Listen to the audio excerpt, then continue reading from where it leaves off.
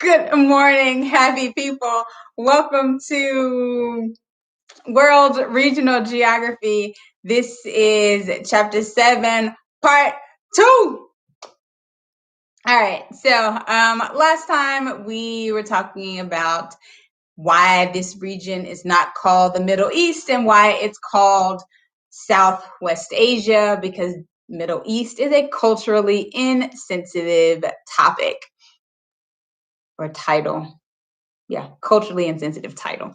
All right, so we're going to finish this chapter, and then you'll be free to go. All right, so we talked about urban patterns.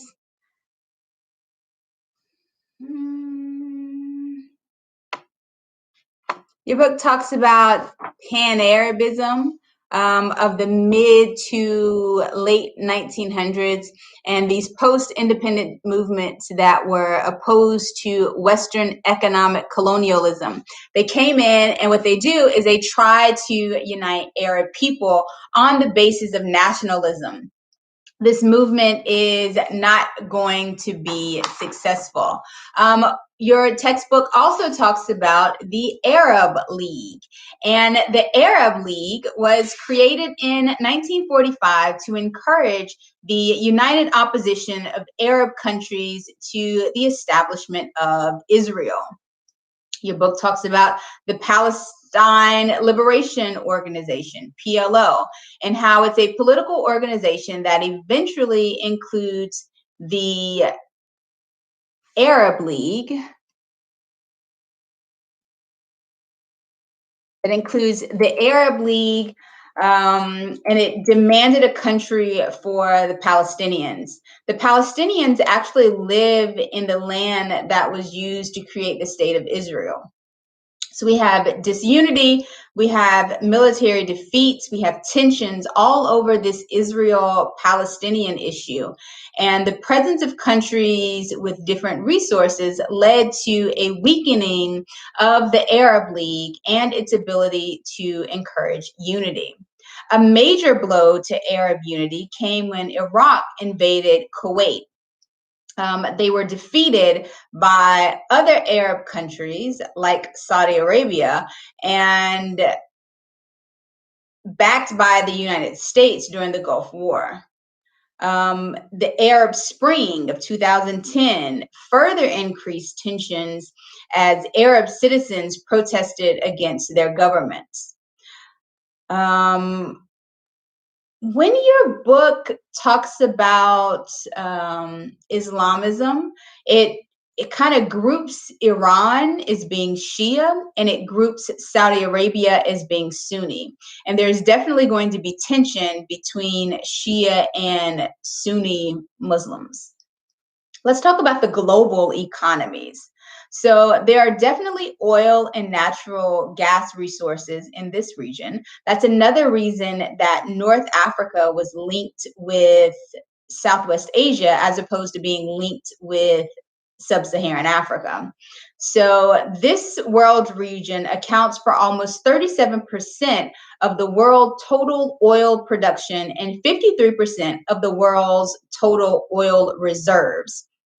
Saudi Arabia is a major producer. The region also produces almost 20% of natural gas, like worldwide, and it contains 42% of the world's total natural gas reserves. Examples of countries that produce no oil in this region. So examples of countries that produce absolutely no oil in this region are going to be Morocco, Turkey, Israel, and Jordan. So Morocco, Turkey, Israel, and Jordan produce no oil. And countries that produce small amounts of oil include Tunisia, the Sudan, Yemen, and Syria. So no oil, Morocco, Turkey, Israel, and Jordan. I'd know those. Countries that are major oil producers are going to be part of an organization called OPEC.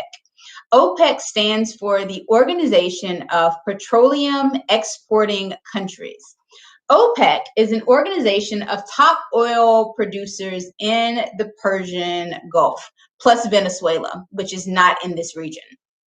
OPEC was created in 1960, and today 8 of 12 countries in OPEC are in this region of Northern Africa, Southwest Asia.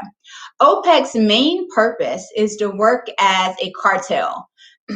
Basically, what they do is they regulate oil prices, and they try to regulate oil prices in the best interest of the members. They regulate oil prices in the best interest of the members.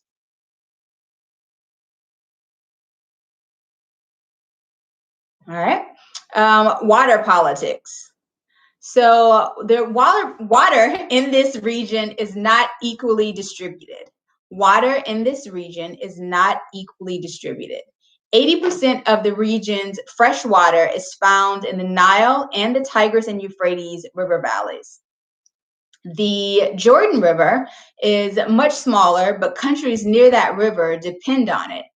Because each of these rivers flows through more than one country, usage of the water requires cooperation among governments. And oftentimes it's going to be a huge source of political conflict for these countries deciding on water rights. An example of how governments have worked together to reach an agreement on water rights is the Nile Waters Agreement.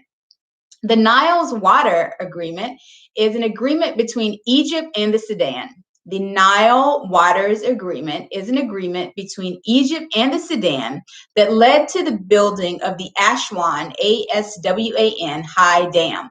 Nile Waters Agreement refers to an agreement between Egypt and the Sudan that led to the building of the Aswan High Dam. They built this dam to store sufficient water and to generate electricity. The dam was completed in 1970, and arguments have continued as Egypt and the Sudan argue over water rights.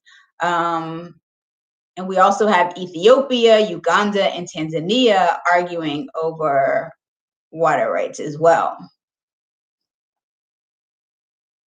Some of the countries have made very creative attempts to extract, to utilize seawater.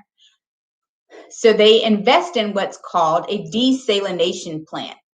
So desalination plants involve mechanisms that take fresh water from seawater through evaporation and condensation. Desalination is a very expensive process. It's very energy intensive. And we've said that, again, it requires you to extract fresh water from seawater. So very energy intensive, and the consumers are definitely using like a lot of the region's oil supplies.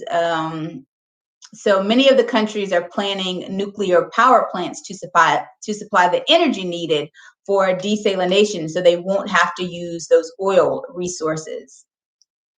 When it comes to agriculture, we've already said that this is an arid land, and because it's an arid land, there's very little opportunity for farming. And most of these countries actually import food to feed their citizens. We talked about where the arable land is. We said that it extends from like the shores of the Mediterranean, Red Sea, Persian Gulf, Nile River Valley, Tigris, and Euphrates River valleys. Yeah, cool. Let's talk about section 7.4, geographic diversity. So Northern Africa and Southwest Asia is divided as a region, is divided into 5 sub-regions. So those sub-regions are going to be North Africa, the Nile River Valley, Arab Southwest Asia, Israel, and the Palestinian territories, Iran and Turkey. So North Africa, Nile River Valley, Arab Southwest Asia. You've got Israel and the Palestinian territories. And then we have like Turkey and Iran that are all in that one together. So North Africa, 1. Nile River Valley, 2. 3, Arab Southwest Asia. 4, Israel and the Palestinian territories. And 5, we got Turkey and Iran. Let's talk about North Africa first. So North Africa as a region consists of Algeria, Libya, Morocco, and Tunisia. Over 80% of Algeria and Libya's territories are desert, but Morocco and Tunisia don't extend that far into the Sahara. The northern parts of Morocco, Algeria, and Tunisia are dominated by the Atlas Mountains. Remember, we started this chapter with saying that the Atlas Mountains are the highest mountains in this North African, Southwest Asian region. Let's talk about the Nile River Valley region. So the Nile River Valley region connects Egypt and the Sudan. We just talked about the Nile Waters Agreement and how that means that they're having to organize how they use these resources of water. The growing populations are definitely going to affect the water supply. Egypt in this sub-region of the Nile River Valley is the largest Arab country in population. It plays a very strong role in political affairs and a stronger role in international relations. They have control over the Suez Canal, and they have control over the Sinai, S-I-N-A-I Peninsula. Sudan is in this region. From 1956 to 2011, the Sudan had twice the land area of Egypt, but they had half the population. It's still a very diverse population. The southern part of the Sudan most closely resembles sub-Saharan Africa, and it's more similar to sub-Saharan Africa than it is the countries of northern Africa.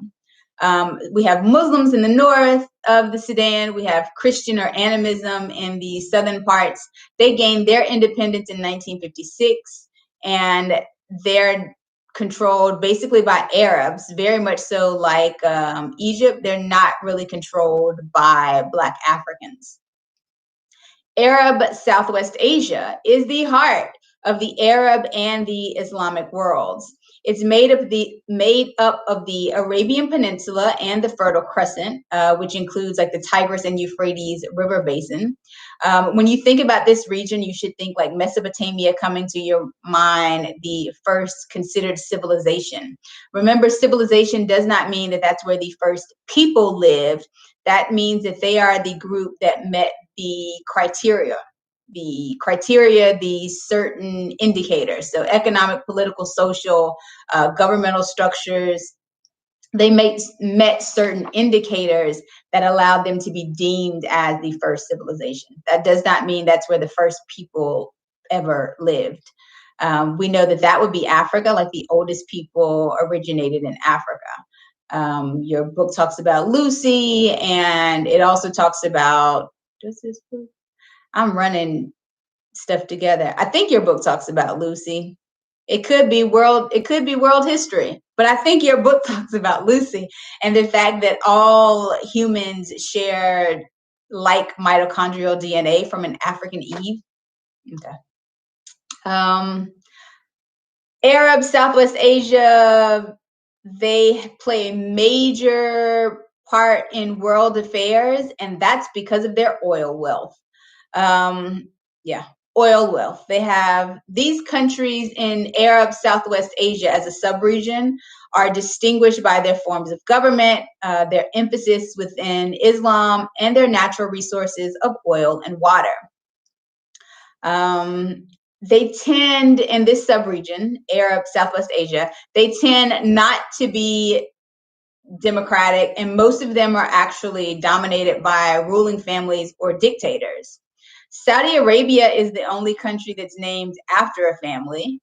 We know that Syria is an authoritarian or a military-dominated government. And until the fall of Saddam Hussein, Iraq had an authoritarian military government as well. But we know that now they're moving toward democracy. Richer countries experience wealth because of these high oil revenues. And even in these richer countries, the wealth is not evenly distributed. The countries that are going to be the wealthy countries are located near the Persian Gulf. And we know that Saudi Arabia produces 3 times the total income of any other country in this subregion.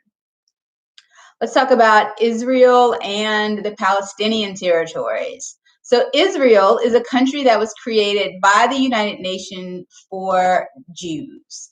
And that's despite opposition from people living in the state. Palestinian territories of Gaza and West Bank are Israeli occupied. And Israel's population is made up of Jews, Israeli Arabs, and Palestinian Arabs. So Jews, Israeli Arabs, and Palestinian Arabs. Israeli Arabs generally accept the Israeli state, and they don't really have conflict with Israeli Jews.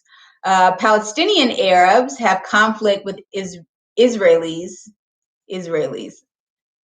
people of Israel, because they lost Palestine when Israel was created in 1948. Yeah.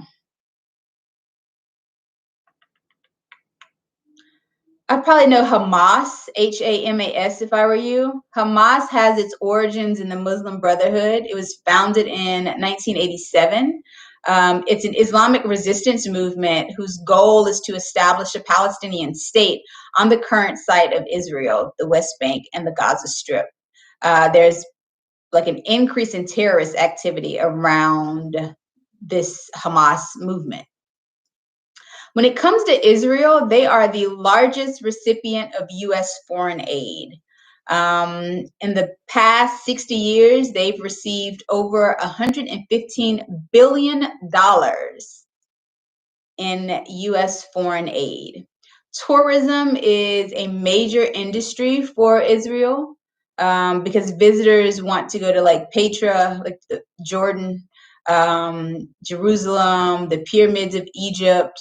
But oftentimes tourism in this region is going to be suppressed, it's going to be stifled, it's going to be disrupted because of conflict and war. Let's talk about Turkey and Iran. Think like northern, eastern margins of the region. They're very mountainous countries that are near fault lines. So that means that they're going to be like exposed to potential earthquakes. Snow melts from the mountains feed the rivers, and it provides fresh water for these urban areas.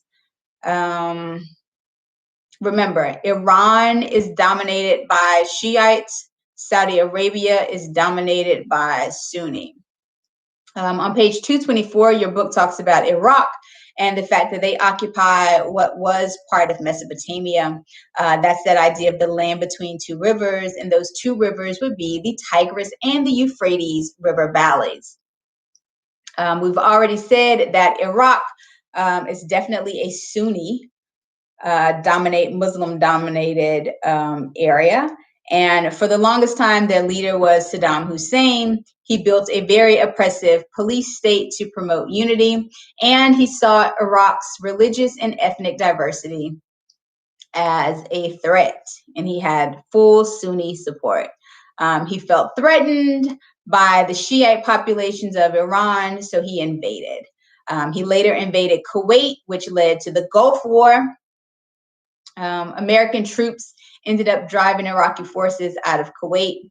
And we know that Iraq lost the Gulf War. And we know eventually Saddam Hussein was killed or died.